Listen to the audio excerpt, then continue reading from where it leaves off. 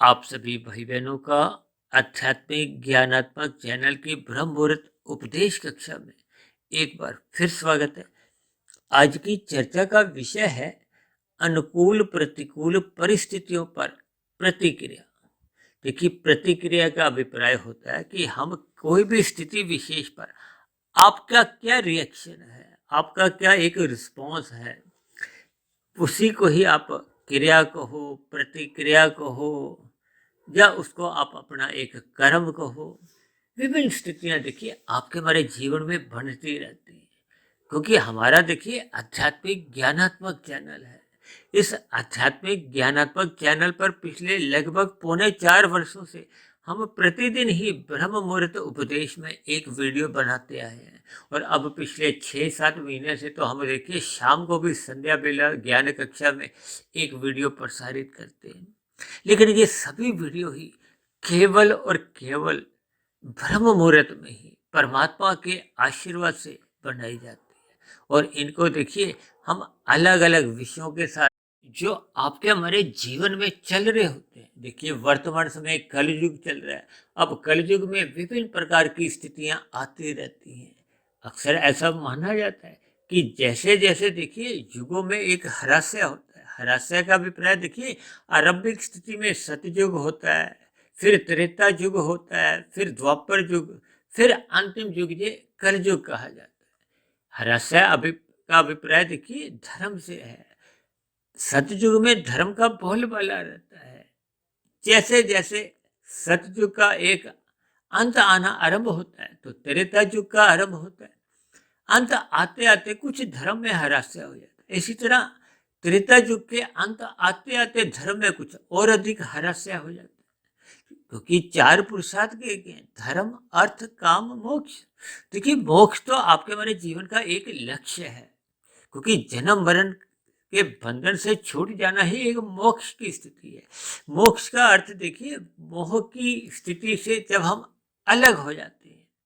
मोह हमें बांधता है। जब मोह का क्षय हो जाता है, नाश हो जाता है, समाप्ति हो जाती है।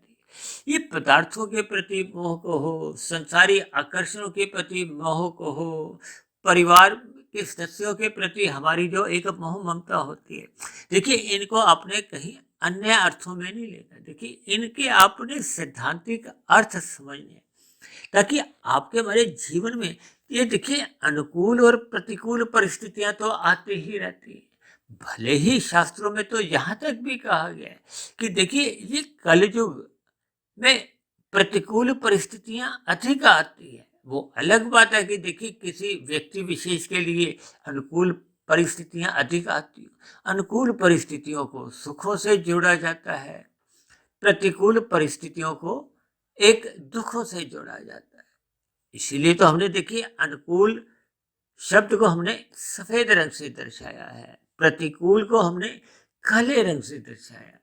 और परिस्थितियां तो देखिए दोनों ही प्रकार की जीवन में आती रहती। ये परिस्थितियों का अभिप्राय देखिए संसारी स्थितियों से लो हो, या समाज में घटने वाली, या एक जलवायु के विभिन्न प्रकार के परिवर्तन को हो।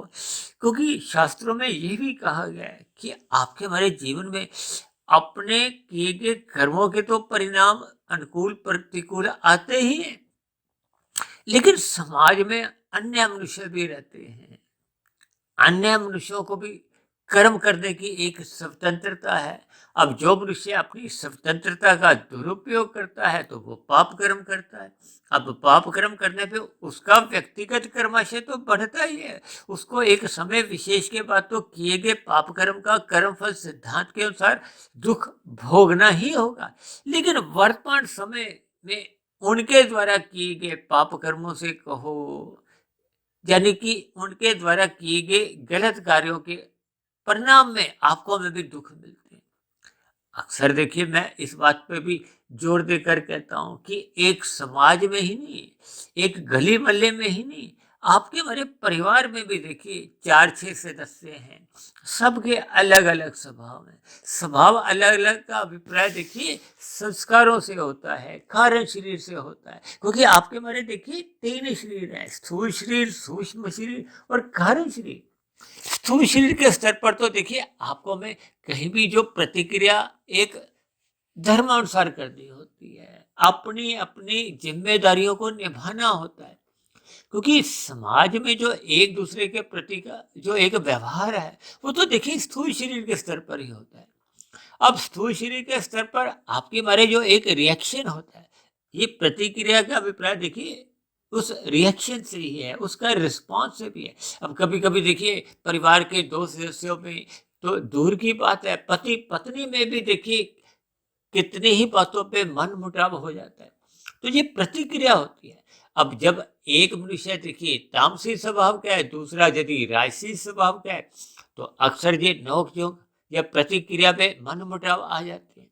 और यदि एक मनुष्य देखिए सात्विक स्वभाव का है, सात्विक स्वभाव वाला परिस्थितियों के साथ एक एडजस्टमेंट कर लेता है। एडजस्टमेंट का मतलब वो अपने व्यवहार को स्थूल शरीर के स्तर पर एक संघर्ष से हट जाता है, प्रतिस्पर्धा से हट जाता है, अपने आप को दूसरों के साथ ढालने का एक प्रयास करता है।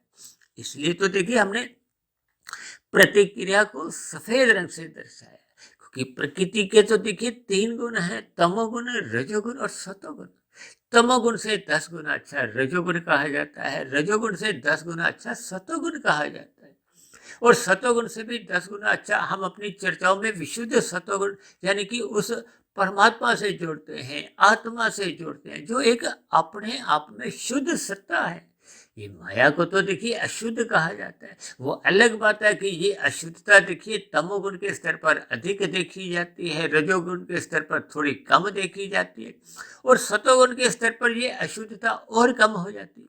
इसीलिए तो मैं इनको देखिए अंकों के आधार पे तमोगुण को 1, रजोगुण को 10 और सतोगुण को 100 से दर्शाते हैं। क्योंकि शास्त्रों में कहा गया तमोगुण से 10 गुना अच्छा रजोगुण है, रजोगुण से 10 गुना अच्छा सतोगुण है। इसलिए मनुष्य को अपने लाभ के दृष्टिकोण से या परमात्मा से जुड़ने के दृष्टिकोण से हमें 1000 से जुड़ना है। अब 1000 से जुड़ने के लिए देखिए मनुष्य को सात्विक स्थिति मजबूत करनी होती है, अपने आप को सत्वगुण में स्थित होना होता है, ज्ञान में स्थिति में अपने आप को स्थित करना होता है। जबकि शास्त्रों में तो बार बार कहा गया कि आपके हमारी आत्मा पहले से ही ज्ञानवान है।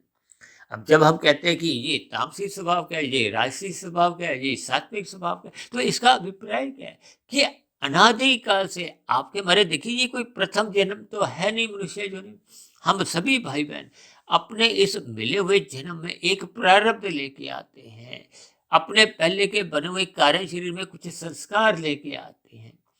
यानी कि पूर्व काल में देखिए जैसा जैसे आपके हमारे कार्य शरीर में जो स्थितियां होती हैं संस्कारों की, आपके हमारे स्वभाव की, वो सबकी अलग अलग होती है। क्योंकि आपको हमें जो एक मनुष्य जोनि का जो जन्म मिला है वो तो कर्मों के आधार पे मिलता है। अब कर्मों के आधार पे फिर वो जो संस्कारों की जैसी जैसी स्थितियां होती हैं फिर वैसे वैसे उनकी आपकी मरी एक प्रतिक्रियाएं होती हैं। हालांकि शास्त्रों में तो कहा गया मनुष्य जोनि तब मिलती है जब संचित कर्मों में पाप और पुण्य कर्मों की कम से कम तुल्यता होती है। देखिए इन विषय को हमने एक वीडियो बनाई थी लगभग 2.5-3 वर्ष पहले, मनुष्य के मरने के बाद का अगला जन्म। वो लगभग देखिए 2.25-3 घंटे की थी, उसमें हमने विस्तार से इन सभी बातों पर चर्चा रखी थी। क्योंकि मनुष्य जोनि के मरते समय अब जैसे हम वर्तमान जीवन में देखिए जी रहे हैं, आपके बारे स्थूल शरीर की जब मृत्यु होगी तो उस समय विशेष में जो संचित कर्मों का कर्माशय की स्थिति होगी उसके आधार पे हमें देखिए अगली जोनी मिलती है। 84 लाख प्रकार की जोनियों में 80 लाख प्रकार की जोनियां तो देखिए नीचे की जोनियां हैं, ऊपर की जोनियां 3,99,999 है, और मनुष्य जोनि तो एकमात्र जिसमें आप और हम हैं। ये एक ऐसी जोनि है जिसमें आप और हम अपने मिले हुए जीवन में मायातीत भी हो सकते हैं, यानी कि ये जन्म मरण के बंधन से मुक्त होकर अनंतमय स्थिति को जा सकते। इसी को ही मायातीत की स्थिति कहा है। लेकिन ये तो तभी संभव होती है जब हम अपने कारण शरीर को स्थूल शरीर के रहते रहते समाप्त कर देते हैं। समाप्त करने का अभिप्राय देखिए जो आपके हमारे कार्य शरीर में अशुभ संस्कार होते हैं, तमोगुण को देखिए मल रूपी संस्कारों से जोड़ा जाता है, रजोगुण को एक विक्षेप के संस्कारों से जोड़ा जाता है, जबकि सात्विक स्थिति तो अपने आप में ही देखिए शुद्ध मानी जाती है। इसलिए हम सभी भाई बहनों को अपने मिले हुए जीवन में सत्संग करना चाहिए, सात्विक स्थिति मजबूत बनानी होगी। ये जो हमने प्रतिक्रिया शब्द लिखा है ना, ये हमने सात्विक दिनचर्या रखनी है। प्रतिक्रिया का अभिप्राय क्या है? देखिए, अनुकूल प्रतिकूल परिस्थितियां तो देखिए आपके हमारे स्थूल शरीर के स्तर पर आपको हमें प्रभावित करती हैं, और ये अनुकूल प्रतिकूल परिस्थितियां आते ही रहेंगी। भले ही आपके हमारे जीवन में देखिए अच्छे अच्छे कर्म करने पे हमें अनुकूल परिस्थितियां मिलती हैं, और किए गए जो बुरे कर्म हैं, पाप कर्म हैं, उनके परिणाम में हमें प्रतिकूल परिस्थितियां मिलती हैं। इस बात को तो एक साधारण मनुष्य स्वीकार करता है। लेकिन क्योंकि संसार है, हम सामाजिक प्राणी हैं, एक दूसरे के प्रति हम रह नहीं पाते हैं, एक दूसरे की देखिए जरूरतें हैं, जैसे परिवार में, गली मोहल्ले में, या जिस शहर में हम रहते हैं, जिस देश में रहते हैं, जिस इस पृथ्वी पे रहते हैं। देखिए, आज दो देशों में युद्ध चल रहा है, उसका परिणाम भी तो आपको हमें कुछ ना कुछ अंश में, चाहे महंगाई के रूप में कहो, चाहे वातावरण के रूप में, यानी कि ये परिस्थितियां आपके हमारे जीवन में घटती रहती हैं, इनसे हम भाग नहीं सकते। केवल अपनी प्रतिक्रिया प्रतिक्रिया का अभिप्राय, देखिए मैंने बताया ना कि आपके हमारे अंतःकरण में जैसे जैसे स्वभाव होता है, जैसे जैसे संस्कार होते हैं, फिर वैसे वैसे ही आपकी हमारी प्रतिक्रियाएं होती हैं। एक तामसी मनुष्य है, वो तामसी मनुष्य तो देखिए सदा ही अज्ञानता में रहता है, मूढ़ स्थिति में रहता है। उसको इन स्थितियों से कुछ एक विशेष फर्क नहीं पड़ता। जबकि एक रजोगुणी मनुष्य देखिए, जब जब जीवन में अनुकूल परिस्थितियां होती हैं तो वो खुश होता है, नाचता है, गाता है। और जब जब राशि मनुष्य के जीवन में देखिए प्रतिकूल परिस्थितियां आती हैं, वो रोना पीटना शुरू कर देता है। वो अपने आप को एक हार की स्थिति में ले आता है, दुखी होता है। और कभी कभी तो मनुष्य देखिए इतना दुखी होता है कि वो अपनी जन्म पत्रियां लेकर इधर उधर भटकाव की स्थितियां में आ जाता है, अंधविश्वास की गलियों में भटक जाते हैं। जबकि सात्विक मनुष्य सदा ही उन परिस्थितियों से कुछ तालमेल बनाता है, क्योंकि ये आपके हमारे देखिए मन बुद्धि की स्थिति होती है, कार्य शरीर की स्थितियां आपके हमारे स्वभाव की होती है। यदि ये इसमें सतोगुण की प्रधानता बनी हुई है, तो इन प्रतिकूल परिस्थितियों में भी हम अपने मन की स्थिति को अनुकूल बनाते हुए अपने आप को प्रसन्न रख सकते हैं। उन स्थित प्रतिकूल परिस्थितियों में उनका हम एक ज्ञान पूर्वक स्थिति में रहते हुए हम उन प्रतिक्रियाओं में दुखी नहीं होते, पाप कर्म नहीं करते, परमात्मा का चिंतन बनाए रखे हुए अपने आप को हम प्रसन्न रखते हैं। यानी कि अनुकूल परिस्थितियां जीवन में आती हैं तो हम नाचते नहीं हैं, जब जब जीवन में प्रतिकूल परिस्थितियां आती हैं तब ऐसे सात्विक मनुष्य देखिए दुखी नहीं होते। ऐसी सभी स्थितियां आप और हम बनाने में देखिए स्वतंत्र हैं, यानी कि हम प्रतिक्रिया में या कर्म में।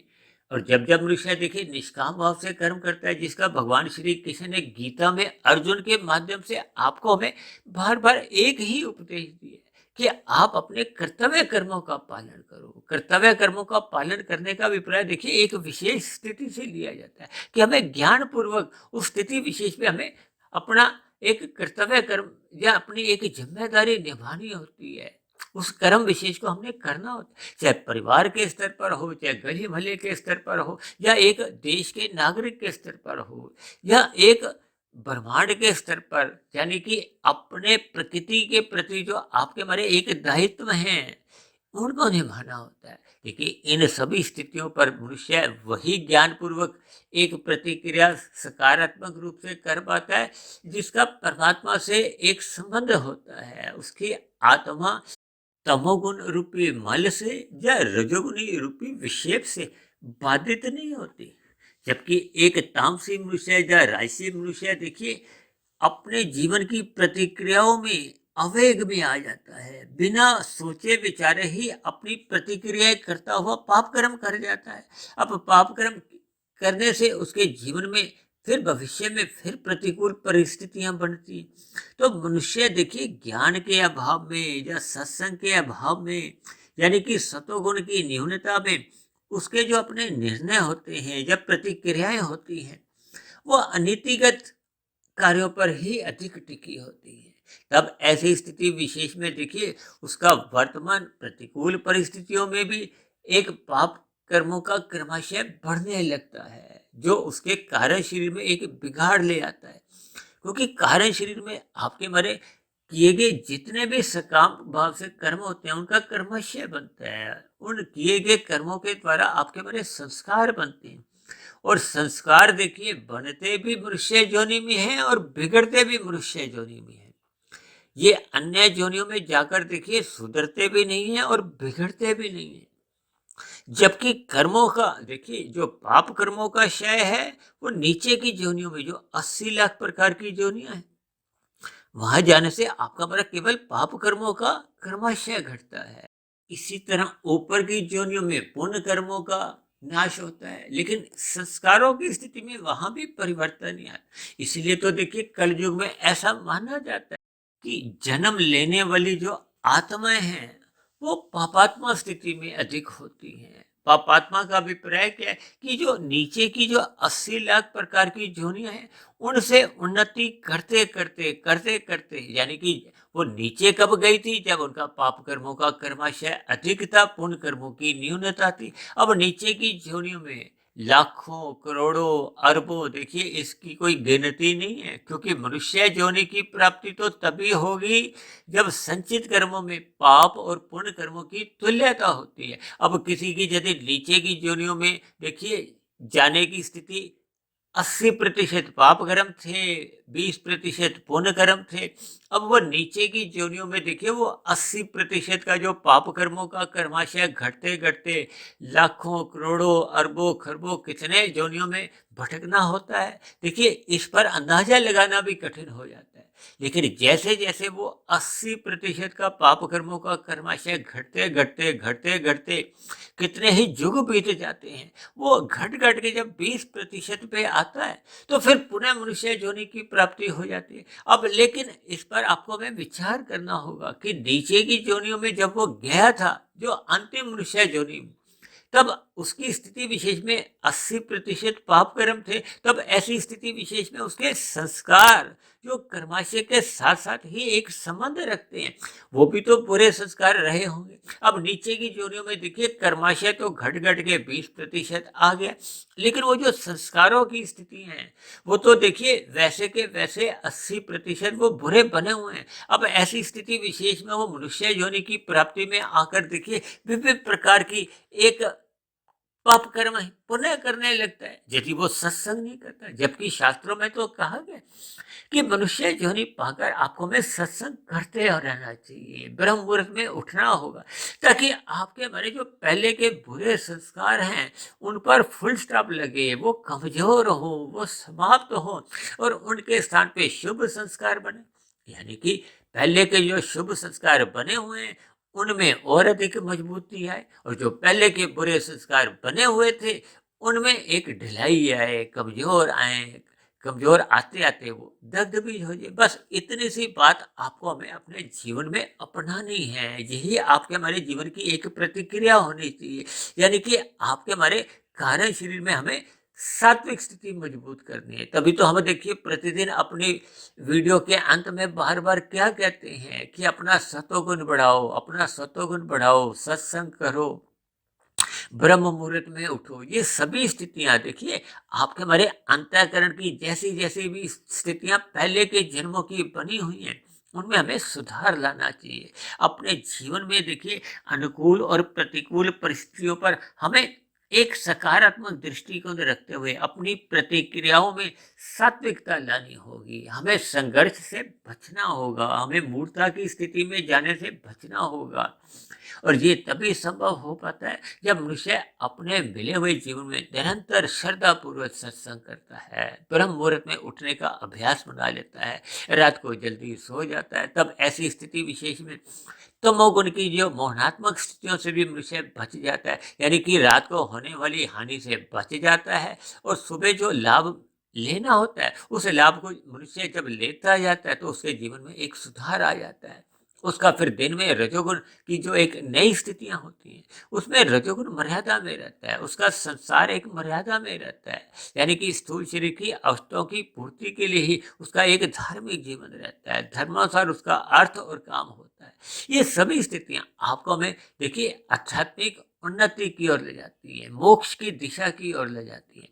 तो ऐसी सभी शुभ स्थितियां आपके हमारे जीवन में तभी बन पाती हैं जब हम अनुकूल परिस्थितियों में, देखिए, नाचते नहीं हैं। नाचते नहीं का अभिप्राय, देखिए, हम विषय भोगों में लिप्त नहीं रहते, उनमें डूबते नहीं हैं, उनको मर्यादा तक ही ज्ञान पूर्वक ग्रहण करते हैं। और जब जब प्रतिकूल परिस्थितियां आती हैं तो हम खिन्न नहीं होते, हम अज्ञानता में नहीं जाते। उन प्रतिकूल परिस्थितियों में हम अपनी सात्विकता बनाए रखते हैं। ये सभी स्थितियां जब आपके हमारे जीवन में निरंतर बनी रहती हैं, यानी कि आपकी हमारी प्रतिक्रियाएं एक सात्विक दिशा की ओर चलती है, और ये तभी संभव होता है जब मनुष्य परमात्मा का ध्यान लगाता है, ब्रह्म मुहूर्त में उठने का एक स्वभाव बना लेता है। तो ऐसी सभी शुभ स्थितियां आप सभी भाई बहनों के जीवन में भी निरंतर बनने आरंभ हो जाए, ताकि आपका हमारा मिला हुआ जीवन सात्विक बनता जाए। हम अनुकूल और प्रतिकूल परिस्थितियों में समभाव रखते हुए, संतुलन बनाए रखते हुए अपनी आध्यात्मिक उन्नति की ओर अधिक ध्यान दें। ऐसा निरंतर आपकी हमारी प्रतिक्रियाएं होने से फिर आपके हमारी मरने के बाद अधोगति की स्थितियों से भी हम बच जाते हैं, और बार बार हमें केवल मनुष्य जोनि ही मिलती है, और उस मिली हुई मनुष्य जोनि में हम निरंतर आध्यात्मिक उन्नति करते रहते हैं। क्योंकि भौतिक उन्नति तो देखिए मरने के साथ ही समाप्त समझी जाती है, जबकि की गई आध्यात्मिक उन्नति मरने के बाद भी सुरक्षित बनी रहती है। हमें अगले मनुष्य जोनि में वो की गई आध्यात्मिक उन्नति अनुकूल परिस्थितियों के रूप में संस्कारी माता पिता मिलते हैं, गुरुजनों का पुनः संग मिलता है, और मनुष्य सहज ही उस अनुकूल परिस्थितियों का लाभ उठाते हुए पुनः आध्यात्मिक यात्रा पर चलना आरंभ कर सकते हैं। तो ऐसी सभी शुभ स्थितियां निरंतर आपके हमारे जीवन में बढ़ती रहें। इन्हीं शुभ कामना के साथ आज की चर्चा विशेष को अब हम यही विश्राम देते हैं। शाम को फिर मिलते हैं संध्या बेला ज्ञान कक्षा में। तब तक आप अपने आध्यात्मिक मित्र सुधीर भाटिया फकीर को इजाजत दें। आप सभी भाई बहनों की प्रतिक्रियाएं कहो, कर्म कहो, या कर्म योग की स्थितियां मजबूत हों, इन्हीं शुभकामनाओं के साथ आज की चर्चा विशेष को यही विश्राम देते हैं। फिर भी चर्चा संबंधित आपके मन में कोई प्रश्न हो, या मेरे कहे गए शब्दों पर आपको कोई आपत्ति हो, शिकायत हो, तो आप नीचे दिए गए कमेंट्स बॉक्स पर जाकर अपने प्रश्नों को, सुझावों को या शिकायतों को लिख सकते हो। तो चर्चा विशेष को सुनने के लिए आप सभी भाई बहनों का बहुत बहुत धन्यवाद।